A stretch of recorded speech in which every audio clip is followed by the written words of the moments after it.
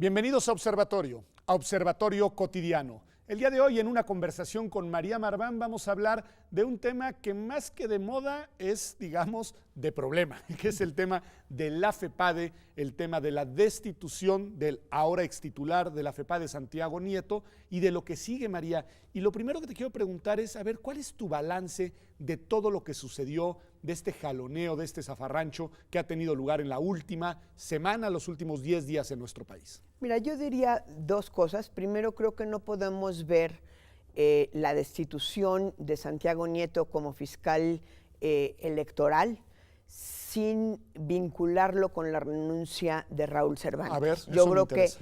las dos cosas son parte de un mismo proceso. La renuncia de Cervantes frente al Senado hace un discurso de 9 minutos, lo vi como 3 veces porque el discurso me parece que es muy cuidado. Es impecable, se ve que dijo impecable. todo lo que quería decir y nada más. Y entre otras cosas lo que dijo es que había una serie de investigaciones listas para que éstas fueran consignadas. Recordemos al público que cuando un fiscal, un procurador, tiene una investigación lista y no la consigna, incurre en responsabilidad. Entonces creo que ese es el telón de fondo que no podemos dejar de ver. A mí me parece que no está desvinculado. Ok, lo que tendríamos entonces, porque me parece muy importante esto que dices, por el momento, es que en el momento de renunciar, el Procurador General de la República advierte que hay investigaciones que desde tu punto de vista no se pueden quedar en un cajón. Así es. Okay. Él lo dice. Okay. Él lo dice, ahí están listas. Okay. ¿Sí?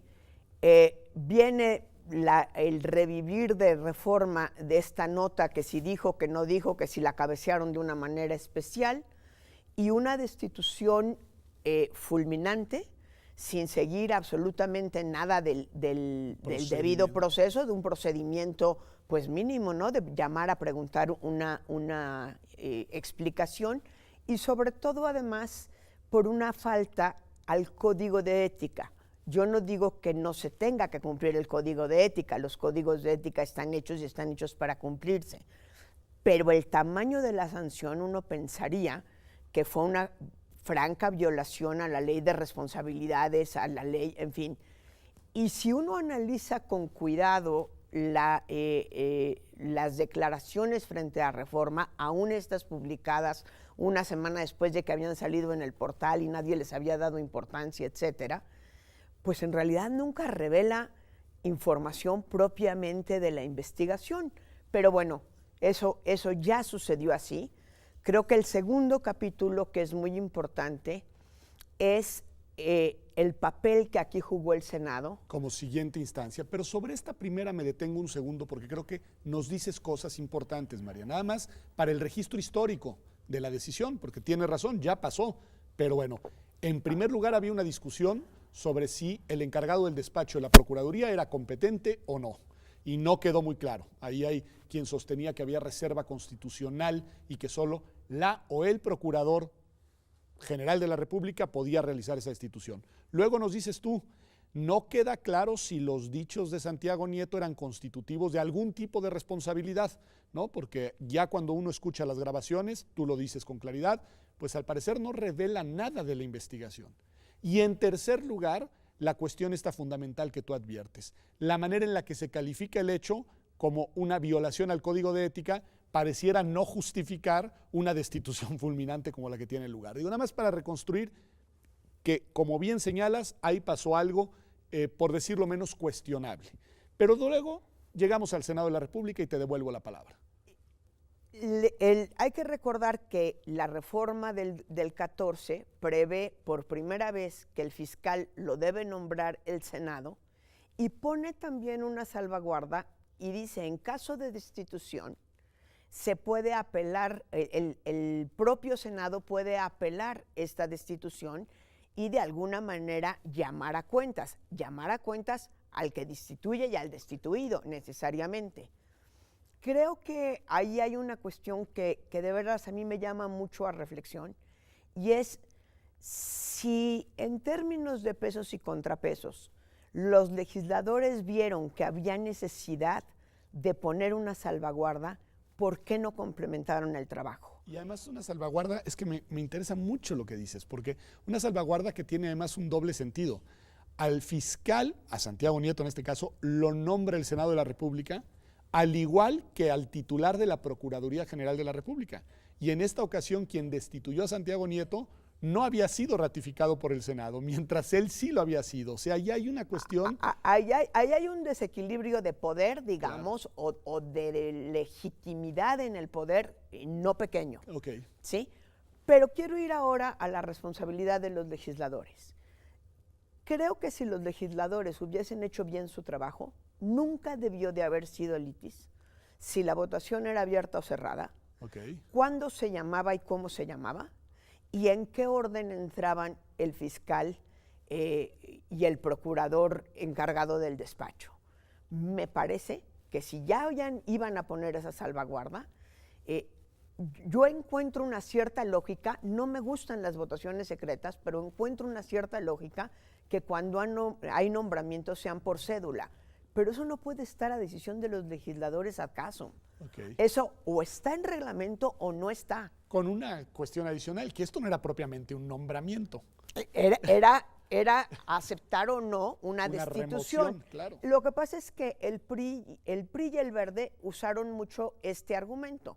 Si los nombramientos los hacemos por cédula, luego entonces este caso tiene que ser también por cédula. Otra salvedad, el nombramiento de Santiago Nieto, como ya todas las fuerzas políticas estaban de acuerdo, dijeron hagámosla por tablero.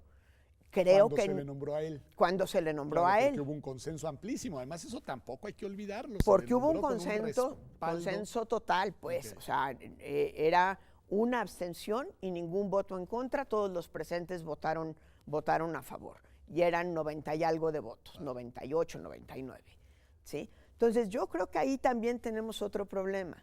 No puede ser que el Senado, cuando tiene la papa caliente en la mano, empiece a decidir procedimientos, porque claramente entonces ya el procedimiento no es justo, claro, no es imparcial, eso no debió de haber sido litis. Es decir, el señor fue removido el viernes, ellos tenían que haber sabido si el martes o un jueves en la sesión se presentaban. Me parece que lo lógico era que primero se presentara el procurador a explicar por qué lo removió, pero hasta eso fue causa de discusión en esa semana.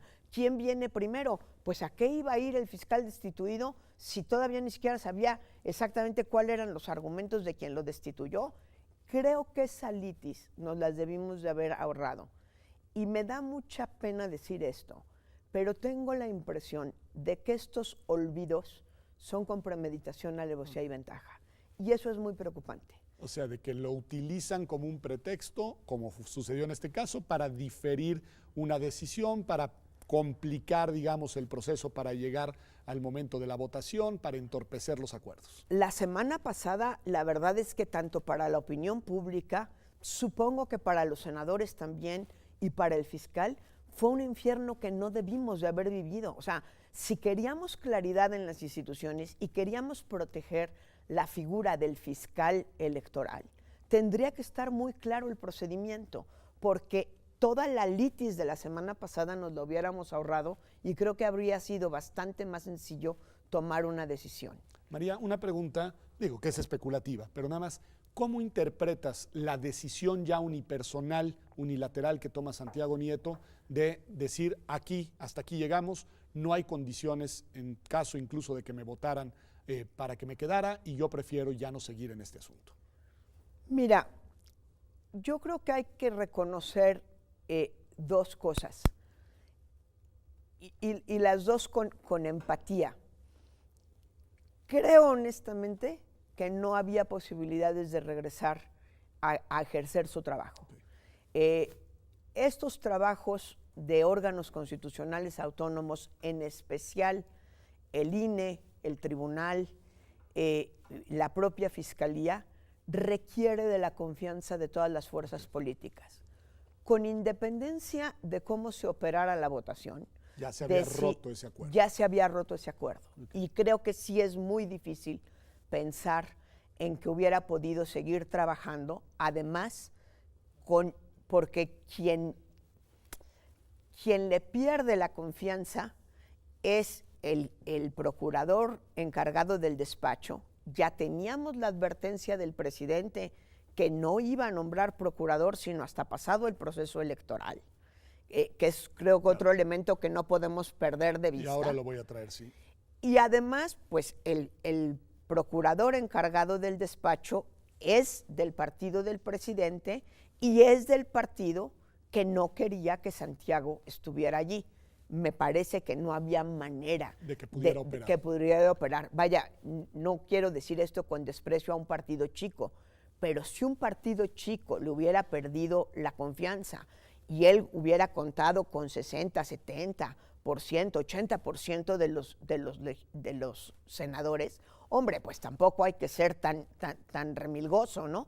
Pero creo que claramente esto estaba partido en dos y partido además estando Santiago en la peor mitad en la que podía estar, así se hubiera ganado por un solo voto. Ahora, es un argumento, nada más lo subrayo, de naturaleza más bien política, María, no jurídica.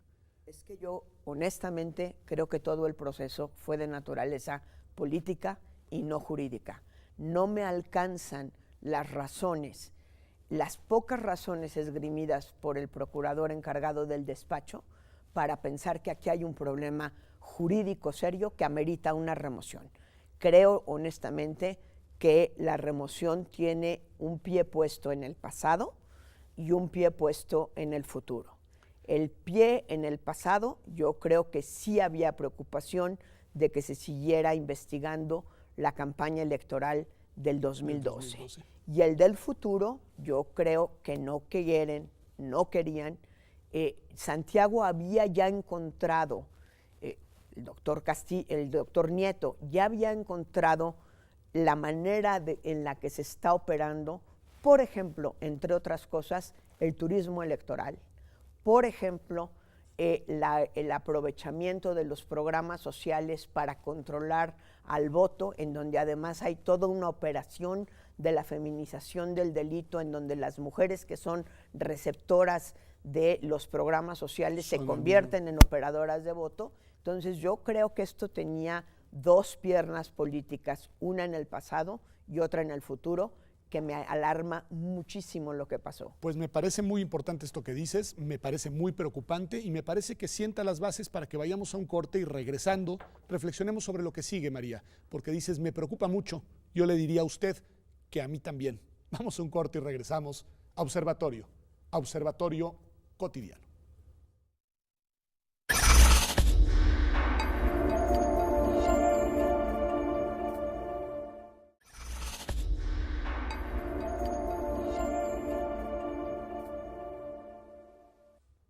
Estamos de vuelta aquí en Observatorio Cotidiano. Estoy platicando con María Marván sobre la dificilísima situación en la que se encuentra la justicia en general, digámoslo, porque es decir, la justicia civil en este país. No tenemos titular de la Procuraduría, no tenemos titular de la Fiscalía especializada en materia anticorrupción, porque simple y sencillamente no la han ni lo han nombrado, y ahora tampoco tenemos titular de la Fiscalía especializada en delitos electorales, María. Es decir, las tres instituciones de Procuración Civil de Justicia están descabezadas.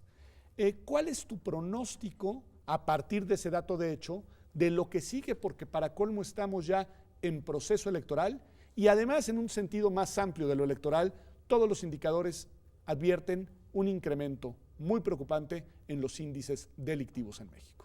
Creo que estamos en una situación de verdad alarmante y que nos deberíamos de tomar en serio todo el país, todas las fuerzas políticas, todos aquellos que mueren de ganas de ser candidatos a la presidencia. Yo creo que este es un tema toral en el que tienen que tomar postura.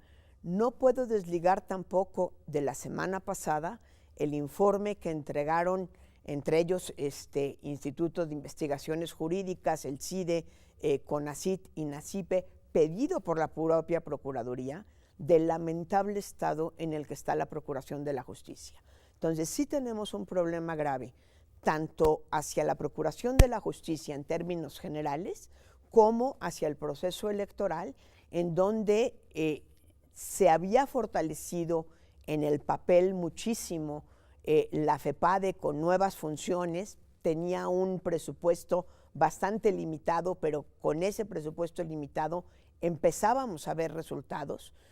teníamos una fiscalía que se notara. A lo mejor ahí podemos discutir si el fiscal se debe notar o no notar, pero también hay una labor pedagógica a la hora que tú ves que sí hay delitos que están llegando a ser consignados hasta el juez e inclusive delincuentes que han llegado a la cárcel. Y lo que tú decías, además con la detección de fenómenos delictivos que antes seguramente sucedían, pero que nadie investigaba, ¿no? Y que además reventaban por el hilo más delgado, es decir, en más de una ocasión se había metido al turista electoral para nuestro público. ¿Qué es un turista electoral?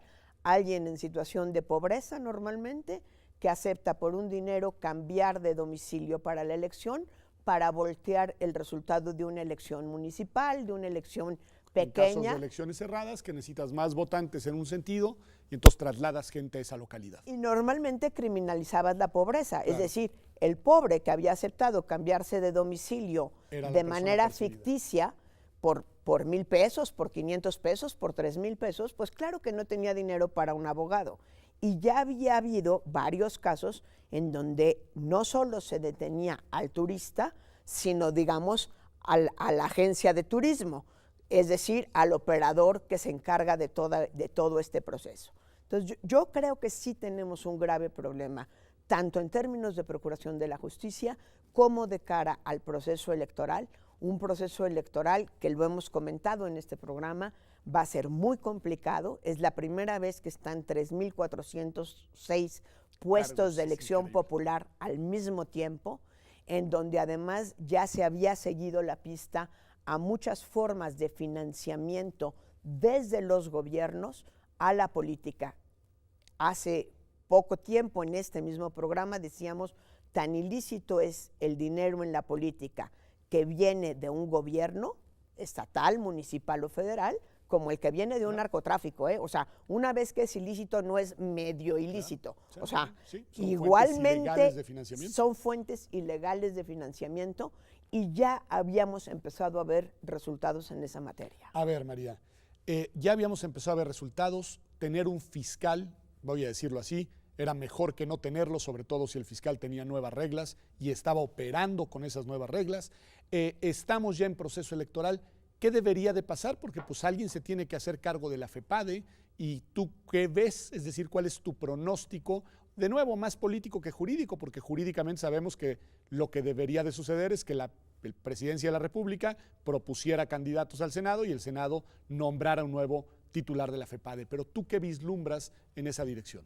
A mí me preocupa mucho la declaración del presidente justamente el miércoles, entre el lunes y el viernes, el lunes que salió Cervantes, el viernes que salió Santiago Nieto, que dijo no hay condiciones para nombrar un fiscal, nos vamos así por lo menos hasta el periodo legislativo donde ya entre los nuevos legisladores, es decir, después de la elección. No ha dicho ahora nada, no quiero poner palabras en su boca, pero si la política va a ser la misma, pues nos vamos a ir con una fiscalía muy debilitada cuando necesitaríamos que estuviese lo más fortalecida. En caso de que el presidente decidiera nombrar a alguien para someterlo al Senado, sí creo y reitero que esos puestos donde está uno directamente involucrado en la disputa por el poder, porque los puestos electorales son la disputa por el poder, no es otra cosa, la más civilizada, aunque a veces no somos tan civilizados como quisiéramos, pero es disputa por el poder, tiene que tener confianza de las fuerzas políticas. Me parece que después de la forma en la que se dio la remoción de Santiago, conseguir traer a una persona, el ángel guardián, sea hombre o mujer, de la democracia y de los delitos electorales y que la aprueben todas las fuerzas electorales, pues está en chino. Okay. La ves muy difícil, es decir, ¿no crees que hayan condiciones para que haya un nombramiento a la altura de las necesidades que tiene el país? Es decir, nos vamos sin titular de la FEPADE. Déjame decirlo un poco más fuerte. No creo que las fuerzas políticas tengan la altura de miras para crear las condiciones, porque las condiciones no se dan solitas. Las fuerzas políticas tendrían que estar dispuestas a crear esas condiciones y no se ve por dónde. y es su responsabilidad. A mí a veces me da la impresión, voy a una cuestión un poco más genérica, pero tiene que ver con el tema de seguridad, que hay mucha indolencia por parte de los actores que tienen la responsabilidad de guiar a las instituciones estatales en este tema de la delincuencia, de la violencia, de la criminalidad. Todos los índices, ya lo decía yo, indican un incremento en las tasas delictivas de todos los delitos, pero pues obviamente los que más preocupan son los más graves. Todo indica, según los estudios más serios en la materia, que este año podemos romper la barrera de los 34,000 homicidios dolosos en México, que sería, María, la cifra más alta en la historia del país y una cifra de suyo altamente preocupante. Y al mismo tiempo pareciera que no hay una reacción de las instituciones y tampoco, y hacia allá va mi pregunta, es un tema que esté en la agenda de las y los aspirantes, al menos a la presidencia de la República. ¿Cómo explicar eso, María? Yo creo que por una gran indolencia y por una gran irresponsabilidad, de verdad, a la hora que se inscribieron 86 personas a querer conseguir firmas para ser candidatos, yo decía, ¿de veras? O sea, ¿como en qué nivel, qué se imaginarán que hace el presidente? Como para pensar, muchas de ellas sin ninguna experiencia, sin ninguna, que pueden acometer el nivel de delincuencia, el manejo tan dramático que tenemos de el crimen organizado y las desapariciones en este país. A mí me daría pavor. O sea, yo cuando me dicen, bueno, ¿y usted qué propone? No, yo no propongo nada, pero tampoco me propongo para ser presidenta. Creo de verdad que sí hay una gran frivolidad en el tema en el que estamos viviendo. No tenemos un Estado que tenga el monopolio de la violencia legítima y tenemos instituciones, por un lado rebasadas, pero por otro lado que no se les ve, que les agobie mucho el estar rebasadas como están. ¿De veras nos vamos a echar otro sexenio caminando sobre tumbas masivas donde buscamos 43 muertos o 43 cadáveres y encontramos 250 y no son los 43? Y seguimos caminando sobre Guerrero y seguimos caminando sobre Veracruz. ¿De veras ese es el país que queremos? ¿Y por dónde despertamos a nuestras autoridades de procuración de justicia, de administración de justicia, de seguridad pública, de seguridad nacional, para que nos demos cuenta del tamaño de reto que tienen enfrente? Y además advirtiendo una cosa importante, dices nuestras autoridades, hay que subrayar civiles, porque quienes están haciendo hoy la tarea son las autoridades militares. Y el otro día escuché un alto mando del ejército, creo que con razón, frente a las críticas que se hace a sus labores, digamos, en el área de seguridad, preguntar que qué sucedería si hoy se repliegan a los cuarteles como muchas voces sostienen. Te lo pregunto, ¿qué pasaría si hoy, como muchos sostenemos, porque me sumo a esas voces, los militares comenzaran a regresar a los cuarteles? ¿Quién se quedaría en el territorio nacional? El problema es que no hemos preparado esa salida.